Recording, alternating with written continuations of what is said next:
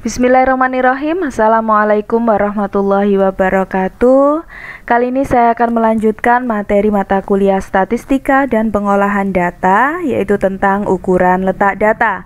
Kalau pada video yang lalu saya sudah menjelaskan tentang ukuran pemusatan data. Nah, di video kali ini apa saja yang akan kita bahas mengenai ukuran letak data? Di sini ada 3 hal yang berkaitan dengan ukuran letak data. Yang pertama adalah kuartil, yang kedua desil, dan yang terakhir adalah persentil. Nah, seperti biasa, untuk ukuran letak data di video kali ini saya akan membahas mengenai pengertian umum, lalu saya akan melanjutkan tentang bagaimana menentukan kuartil, desil, dan persentil dari data tunggal. Baik, langsung saja untuk yang pertama, yaitu pengertian umum dari kuartil. Kuartil adalah ukuran letak yang membagi suatu data menjadi 4 bagian yang sama besar.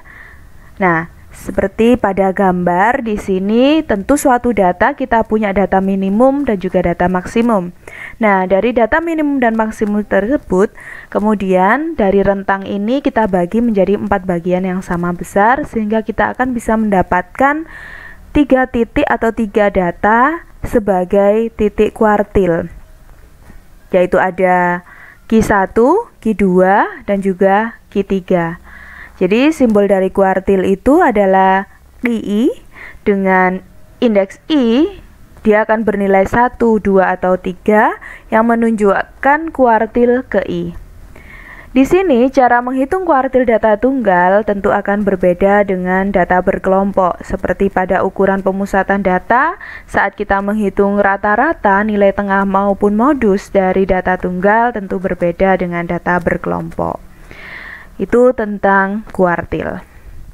Selanjutnya yang kedua adalah ukuran letak data desil. Desil adalah ukuran letak yang membagi suatu data menjadi 10 bagian yang sama besar. Seperti pada kuartil tadi, yaitu ada data minimum, ada data maksimum, kemudian diantaranya kita bagi menjadi 10 bagian yang sama besar, sehingga kita akan bisa menemukan 9 data sebagai titik desil.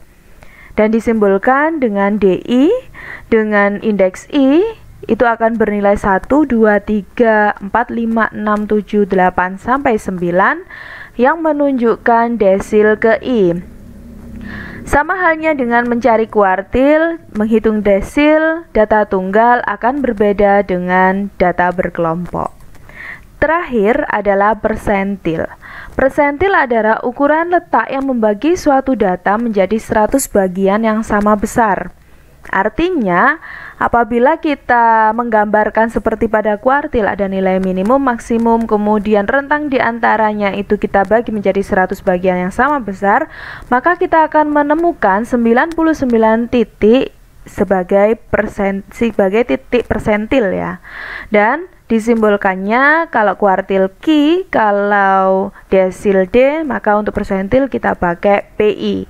Dengan indeks I nilainya adalah 1, 2, 3, 4, 5, 6, dan seterusnya sampai 99 yang menunjukkan persentil ke I. Begitu pula persentil ini sama dengan desil dan juga kuartil, yaitu cara menghitung untuk data tunggalnya berbeda dengan data berkelompok. Nah, pada video kali ini saya akan menjelaskan untuk cara menghitung kuartil data tunggal, desil data tunggal, dan juga persentil data tunggal.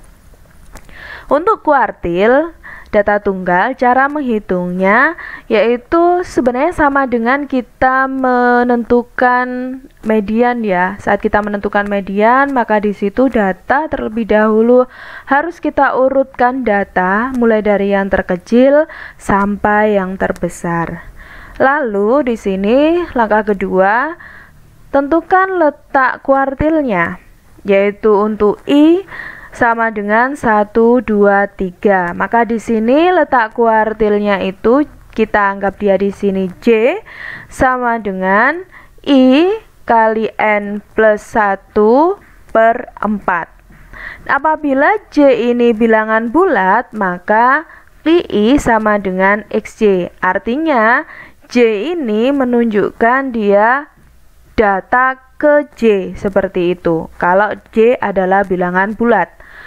Tapi apabila J bilangan desimal ya, atau bilangan pecahan, maka di situ kita lakukan pembulatan. Lebih lanjut lagi, kita jadikan, kalau pecahan kita jadikan desimal, kemudian kita lakukan pembulatan. Pembulatannya kita melakukan flooring atau pembulatan ke bawah untuk J-nya, sehingga kita peroleh untuk QI-nya itu sama dengan X yang ke flooring dari J ditambah J minus flooring dari J, kemudian kita kalikan dengan X atau data ke J flooring dari J plus 1 dikurangi data ke J yang hasil flooring ya, seperti itu. Nah, lebih jelasnya lagi nanti kita akan aplikasikan rumus ini dalam contoh soal.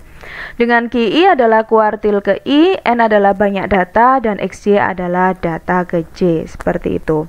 Nah, di sini saya memberikan contoh saya mulai awal sampai untuk kasus ini saya buat sama supaya kita mudah saja, yaitu tentang observasi ukuran sepatu mahasiswa semester 3 Prodi Pendidikan Matematika Universitas XYZ.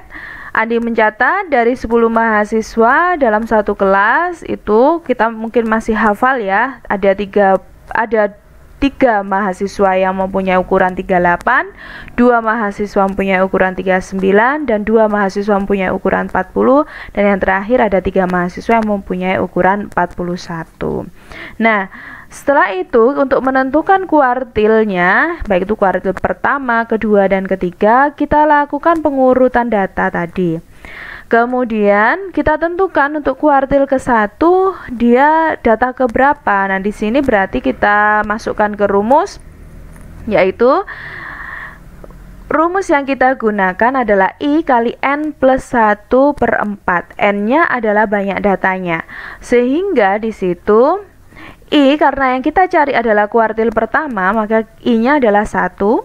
Kita kalikan N-nya adalah 10, berarti 10 plus 1 dibagi 4. Jadi di sini adalah 11 per 4.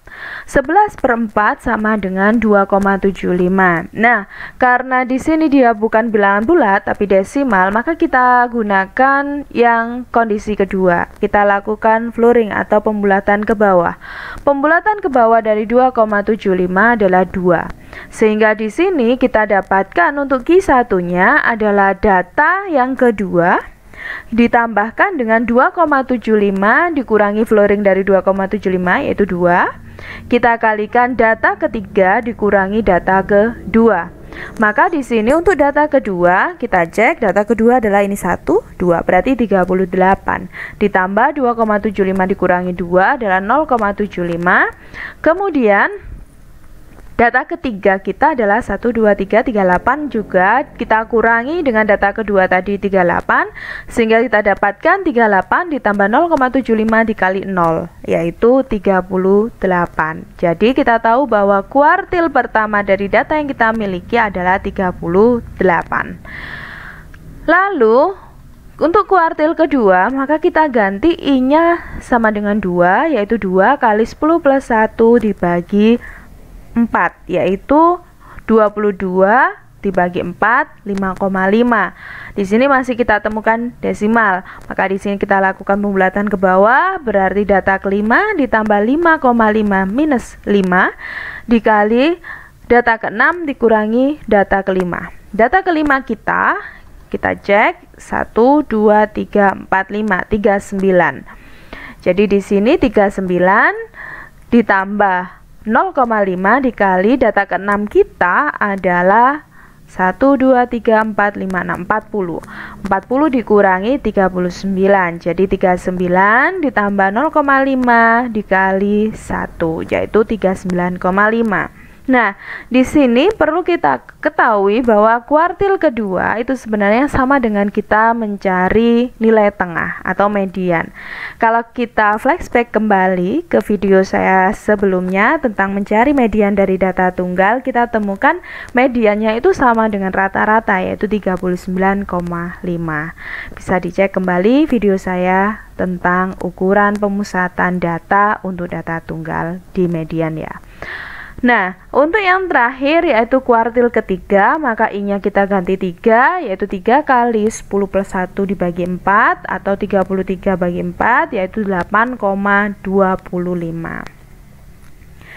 Lalu kita lakukan pembulatan ke bawah, sehingga di sini berarti data ke-8 ditambah 8,25 minus 8 dikali data ke-9 minus data ke-8. Data ke-8 kita kalau kita cek 1, 2, 3, 4, 5, 6, 7, 8 yaitu 41.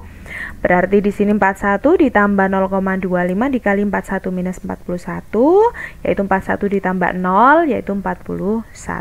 Jadi itu kuartil ketiga yang kita miliki. Itu tentang kuartil, jadi mudah saja untuk menghitung kuartil ya, yaitu kita bisa menggunakan langkah-langkah yang sudah saya berikan. Nah, di sini selanjutnya cara menghitung desil. Kalau desil, sebenarnya untuk kuartil, desil, persentil itu satu sama lain caranya sama untuk data tunggal ya.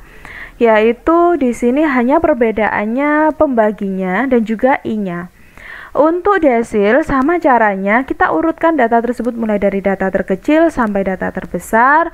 Lalu untuk menentukan letak kuartilnya, maaf ini bukan kuartil ya, untuk menentukan letak desilnya, di sini I-nya sudah berubah, tidak lagi 1, 2, 3, tapi bisa 1, 2, 3, 4, 5, 6, 7, 8, sampai 9. Nah, pembaginya tidak lagi 4, tapi 10. Seperti itu.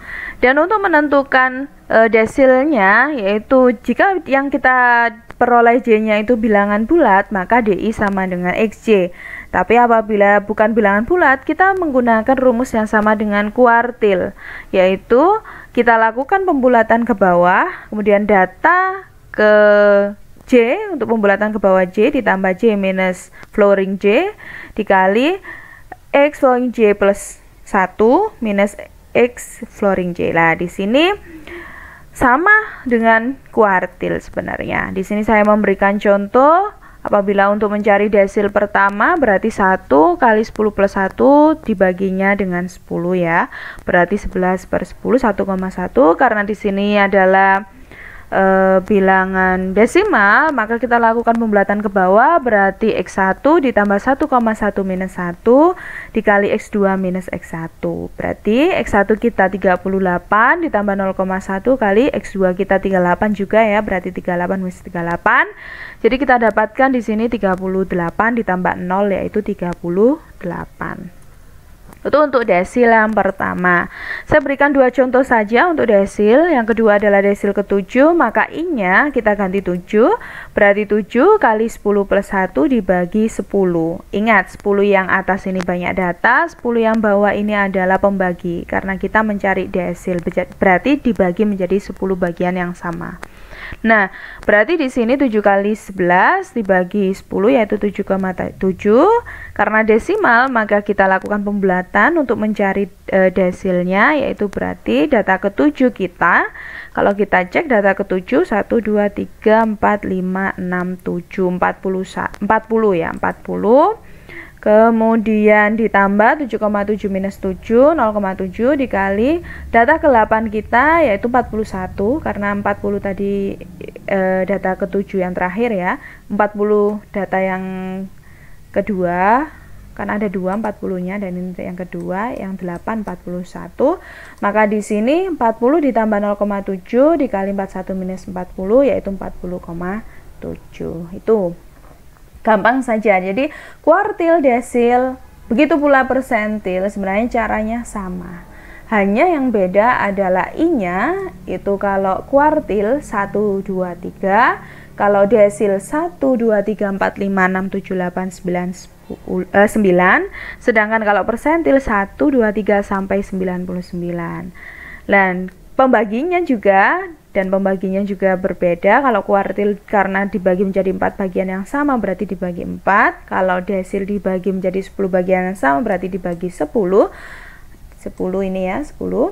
Maka kalau untuk persentil maka kita baginya dengan 100 seperti itu. Nah, ini saya masih salah ya.